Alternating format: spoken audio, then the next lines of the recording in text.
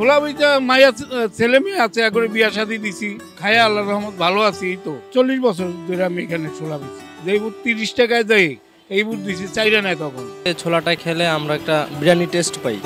ফুটপাতে ছোলা বিক্রি করে ঢাকায় বাড়ি কিনেছেন ইদ্দিস আলী। ফুটপাতে দোকান খোলার কয়েক ঘন্টার মধ্যেই ফুরিয়ে যায় ছোলার বিরিয়ানি। অনেকে আবার শখ করে খেতে এসে ফিরে যায়, খেতে না পেয়ে মন খারাপ করে।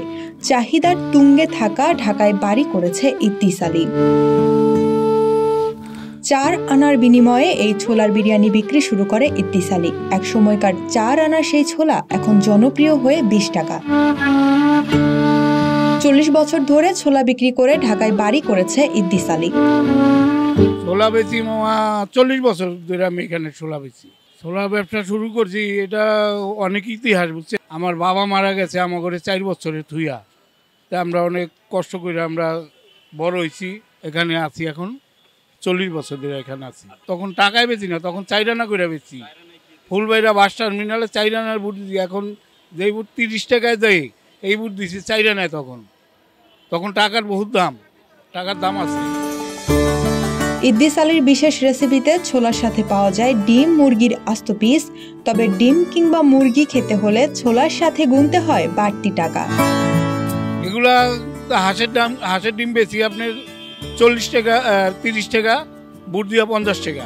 আর মুরগি বেশি হলো আপনার 120 টাকা আর 140-50 টাকা বেশি। বাসা থেকে রান্না করা ছোলা বড় পাত্রে এনে তার উপরে চামচ দিয়ে ছিটিয়ে দেওয়া হয় মশলা। এরপর ছোট্ট বাটিতে টক আর সালাদ দিয়ে ফুটপাতে বিক্রি করা এই ছোলার নাম বুট বিরিয়ানি।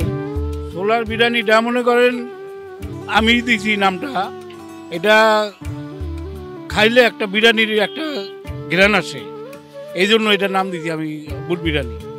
শুরুর দিকে বুট বিরিয়ানির জনপ্রিয়তা ছিল স্বাভাবিক।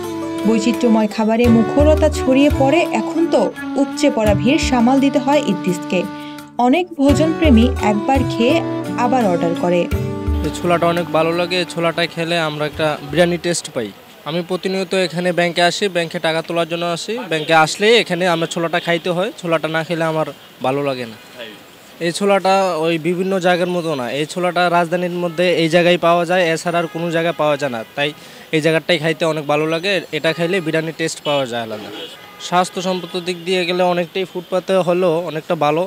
এটা অনেকটা ভালোর দিকেই, কোনো দুলবালু নেই, এই জন্য ভালো লাগে আর কি। ঢাকা সহ বিভিন্ন এলাকা থেকে দল বেঁধে আসেন, বিভিন্ন ক্রেতারাও আসেন। যারা কাস্টমার এরা বলে যে এরকম ছোলা আর কোথাও আমরা খাই নেই, পাই নেও, খাইও না। আমার এখানে কর্মচারী একজন, আর বাসায় মনে করেন ফ্যামিলি আছে, এরা লগে লগে হেল্প করে। এখানে মানুষ আমি যতটুকু শুনছি, আমার কাছে আয়া বলছে যে আমি খুলনাতে গাইছি ভাই বুট খাওয়ার জন্য। আর একজনে বলছে ভাই আমি চিটাগাং চাইছি আপনার এখানে বুট খাইতে, 2 দিন আগে চাইছি, আয়া পাইনি ভাই, আপনি গেছেন গাবিছা। আর এখন আমি আইছি, আজকে পাইছি, দেন ছোলা দেন, খাই 3-4 বাটি খায়া যায় আর কি, দূরেতে আয়া। রাজধানীর মতিঝিলে মেট্রো রেল স্টেশন সংলগ্ন স্থানের পাশেই বুট বিরিয়ানি নিয়ে বসেন ইদ্দিস আলী।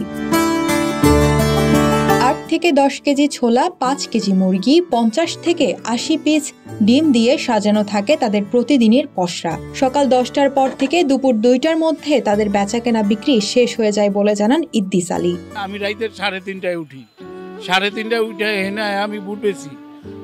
আমি পুরা দিন যদি বুট বেচি তাহলে আমি বিছনায় পড়ে যাব না, হ্যাঁ, তাহলে আমি সুস্থ থাকুম না। আমার এখানে 10:30টার থেকে আল্লাহ বুট যতক্ষণ থাকে অতক্ষণ পাইবেন, 3টা 3:30 পর্যন্ত পাইবেন।